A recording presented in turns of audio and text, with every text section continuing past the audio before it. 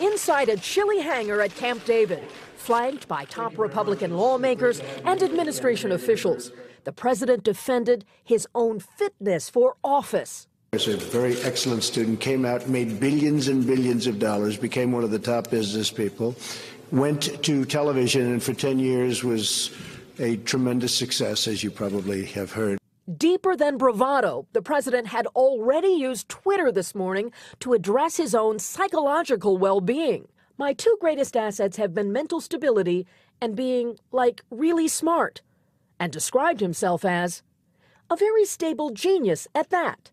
This Trump-style introspection is driven by White House outrage over a new book by Michael Wolff that claims the president's inner circle questions his capacity to do the job. This guy that doesn't know me at all, by the way, did not interview me he said he interviewed me for 3 hours in the White House. It didn't exist.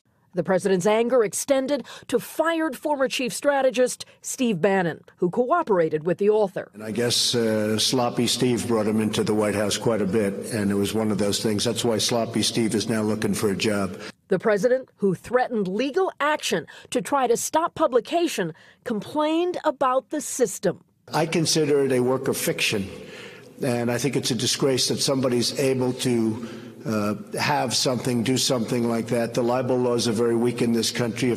This weekend's Camp David meetings and working dinner did not include the Attorney General, Jeff Sessions.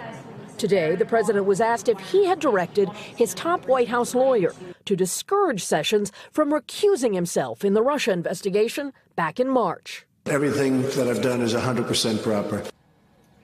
The time spent at Camp David was intended to set priorities for Republicans in the coming year, both on policy and in politics with the coming midterm elections. On immigration, the president says he wants to make a deal with Democrats in a bipartisan way, linking billions of dollars requested for a border wall and security to the possibility of extending legal protection for young immigrants known as Dreamers. That's at least his starting point. Hey, NBC News fans, thanks for checking out our YouTube channel. Subscribe by clicking on that button down here and click on any of the videos over here to watch the latest interviews, show highlights, and digital exclusives.